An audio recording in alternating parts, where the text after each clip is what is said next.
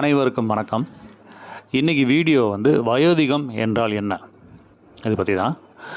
இப்போ வயோதிகம்னதும் பொதுவாக என்ன கருத்து இருக்குது மக்கள்கிட்டனா, நரைக்கிறது, ஸ்கின்னோட சுருக்கம், இந்த மாதிரி அப்பியரன்ஸ் பற்றி நிறைய சொல்கிறாங்க.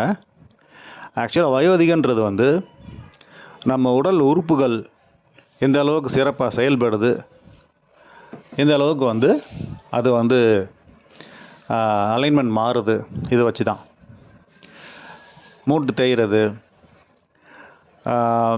ஜவ்வுகள் வந்து பிதுங்கி வெளியே வர்றது. இப்போ இந்த படத்தில் பார்த்த மாதிரி ஸ்பைனில் 33 எலும்பு இருக்குது. 2 எலும்புக்கு நடுவில் வந்து ஒரு ஜவ்வு இருக்குது, டிஸ்க்குன்னு சொல்லுவோம்.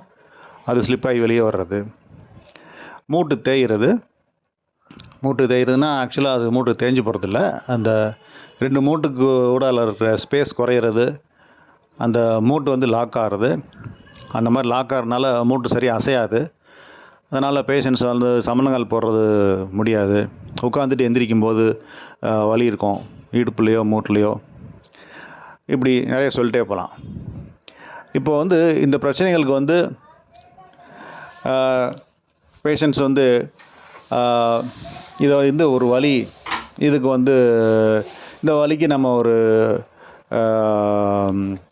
வலி நிவாரணம் பண்ணிக்கலாம், ஒரு மசாஜ் இல்லைன்னா ஒத்தடம் கொடுக்கறது, வலி மாத்திரை, இந்த மாதிரி. இப்போ நம்ம நாட்டில் வந்து பார்த்திங்கன்னா மெடிக்கல் ஷாப்லேயும் நேரடியாக போய் மருந்து வாங்கிக்கலாம். இதில் ஸ்டீராய்ட்ஸும் கொடுத்துட்றாங்க, அது ரொம்ப விலை சீப்பாகவும் இருக்குது. இப்போ இந்த மாதிரிலாம் எடுக்கும்போது என்ன ஆகுதுன்னா, அந்த வலி நல்லா குறைஞ்சிரும். பட் அந்த வலிக்கு காரணமான நோய் வந்து அது ரொம்ப இன்னும் மோசமாயிடும்.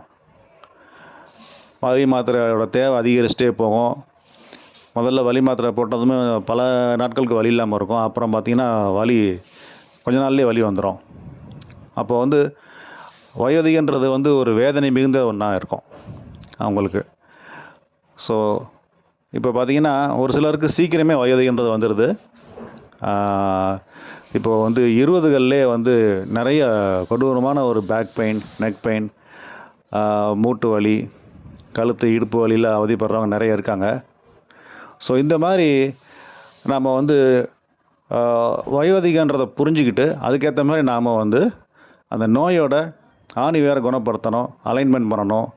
அது மூலமாக வந்து சரி பண்ணமே தவிர வலி மாத்திரை மூலமாக இல்லை.